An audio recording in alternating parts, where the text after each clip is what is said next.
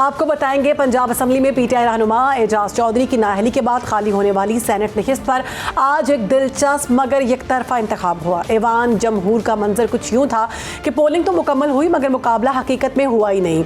Opposition ने boycott करके सारा मैदान हुकूमत के नाम कर दिया। हुकूमती इत्तेहाद के उम्मीदवार राना सनाउल्लाह ने भारी अक्सरियत के साथ कामयाबी हासिल की। पंजाब असम्बली के 263 अरकान में से 251 ने वोट डाला और सबके सब हुकूमती उम्मीदवार के हक में पड़े। अगरचे एक वोट मुस्तरद भी हो गया।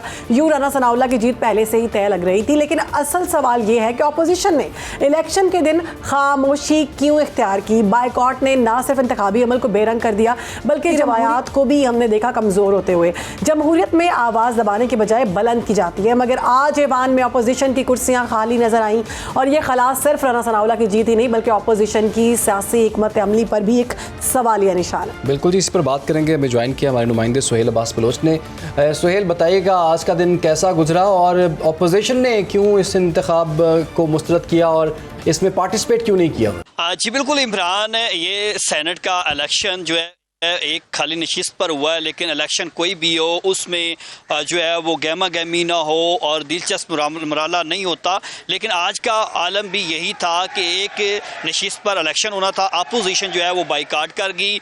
अपोजिशन की जानिब से बाइकाट के बाद हुकूमती इत्तेहाद ने ये तहिया किया कि भारी अक्सरियत से वोट कास्ट करने हैं और 251 वोट जो है वो हुकूमती इत्तेहाद ने कास्ट किए, जो कि राना सनाउल्लाह को वोट कास्ट किए गए। अपोजिशन का कोई रुकन पंजाब असम्बली नहीं पहुंच सका और राना सनाउल्लाह जो है वो सेनेटर मुंतखब हो गए हैं। जबकि यहाँ पर वज़ीर-ए-आला पंजाब मरीम नवाज ने भी वोट कास्ट किया है और उन्होंने राना सनाउल्लाह को मुबारकबाद दी है। अभी भी मुबारकबाद का सिलसिला जारी है। राना सनाउल्लाह को फूलों के हार पहनाए गए, मिठाइयाँ तकसीम की गई हैं और नारेबाजी की जा रही है।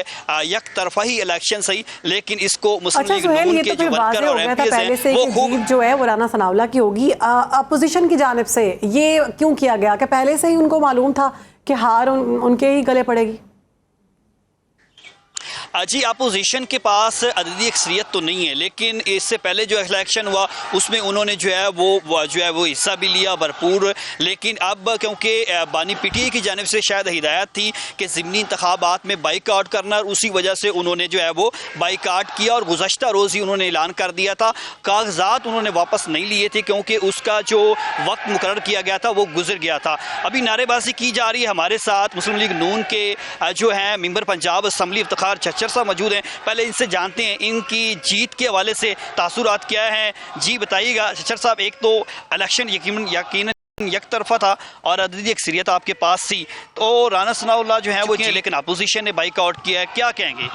बिस्मिल्लाहिर्रहमानिर्रहीम। गुजारिश ये है कि जो एक पाकिस्तान तहरीक इंसाफ एक रवायती तरीक़ाकार है कि हाथी के दांत खाने को और दिखाने को और, ये उनका वतीरा है। हमेशा गलत बयानी से, द्रोगोई से वो काम लेते हैं। अब सारी दुनिया को पता है कि इस वक्त पाकिस्तान मुस्लिम लीग नून और उनके जितने इत्तेहादी हैं उनकी मेजर मेजॉरिटी है। मीडिया पे आके अनाउंस किया कि हम ये इलेक्शन कंटेस्ट नहीं करेंगे, लेकिन प्रैक्टिकली कोई ऐसा काम नहीं किया गया जिससे ये नज़र आ रहा हो कि वो इस इलेक्शन से में शामिल नहीं होना चाहते। हमारा पॉइंट ऑफ व्यू है कि ये राय फरार है और बिल्कुल उनको साफ नज़र आ रहा था कि भी गवर्नमेंट के पास, पाकिस्तान मुस्लिम लीग नून और उनके इत्तेहादियों के पास मेजर मेजॉरिटी है। और फिर नोटेबल बात है कि जिस शख्सियत को मियां मोहम्मद नवाज शरीफ साहब ने टिकट दिया वो पंजाब के पॉपुलर यानी पॉलिटिकल वर्कर हैं। बेशुमार परेशानियां, अज़ियत और मुसीबत उन्होंने पाकिस्तान तहरीक इंसाफ के दौर में बर्दाश्त की, सही और हौसले से और डट के पार्टी के साथ खड़े रहे। तो उनका इलेक्शन था और नज़र भी आ रहा था कि ये एकतरफा इलेक्शन है। तो चौधरी साहब, अगर अब कोई अदालत का फैसला आ जाता है, इलेक्शन मनसूख हो जाता है, तो फिर तो क्योंकि सीट ऑलरेडी पाकिस्तान तहरीक इंसाफ की थी। देखें, यही आप हमारी बात को सेकंड कर रहे हैं। गुजारिश ये है कि भी जब एक बंदा कहता है कि हमने इलेक्शन लड़ना ही नहीं, बाइकआउट किया, तो फिर चोर दरवाजे ढूंढने की क्या ज़रूरत है? कोर्ट में कौन गया है और किस बेस पे गए हैं? देखिए, 2 और 2 4 वाली बात है। मैं भी एक स्टूडेंट ऑफ लॉ हूँ। जब एक अदालत किसी भी मुकदमे में किसी को डिस्क्वालीफाई करती है तो उसके बाद उसके पास जो पॉलिटिकल पोजीशन होगी वो डिस्क्वालीफाई हो जाएगा।